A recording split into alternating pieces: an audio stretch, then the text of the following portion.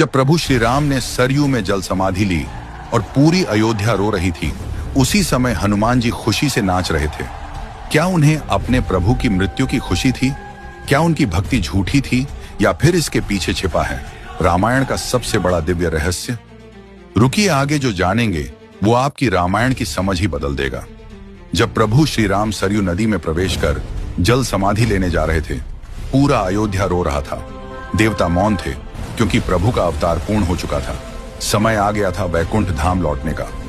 लेकिन एक समस्या थी, जब तक हनुमान जी अयोध्या में उपस्थित रहते तब तक प्रभु श्री राम को कोई स्पर्श भी नहीं कर सकता था। क्यों? क्योंकि हनुमान केवल भक्त नहीं थे, वे प्रभु के परम रक्षक, उनके दिव्य द्वारपाल थे। उनकी भक्ति इतनी प्रबल थी कि यमराज भी अयोध्या में प्रवेश करने का साहस न कर पाते। हनुमान जी कभी अपने प्रभु को जाने न देते। तब प्रभु श्री राम ने एक करुणामयी लीला रची। उन्होंने अपनी अंगूठी धीरे से महल की फर्श की एक सूक्ष्म दरार में गिरा दी और मुस्कुराकर बोले, हनुमान, मेरी अंगूठी इस दरार में गिर गई है, क्या तुम इसे खोज कर ला सकते हो? हनुमान जी तुरंत लघु रूप धारण कर उस दरार में प्रवेश कर गए। पर वह साधारण दरार नहीं थी, वह मार्ग सीधे पाताल लोक तक जाता था। वहां उनका सामना हुआ नागराज वासुकी से, और जो दृश्य उन्होंने देखा वह अद्भुत था। उनके सामने अंगूठियों का एक विशाल पर्वत था। हर अंगूठी पर राम अंकित था। हनुमान विस्मित रह गए। नागराज वासुकी मुस्कुराए और बोले, ये हर कल्प के राम की अंगूठियां हैं।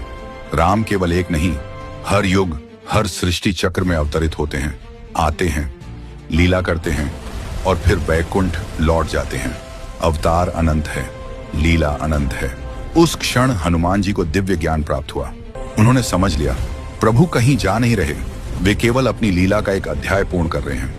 जब हनुमान वापस लौटे तब तक प्रभु श्री राम सरयू की पावन धारा में विलीन हो चुके थे।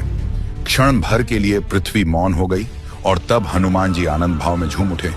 यह जय श्री राम।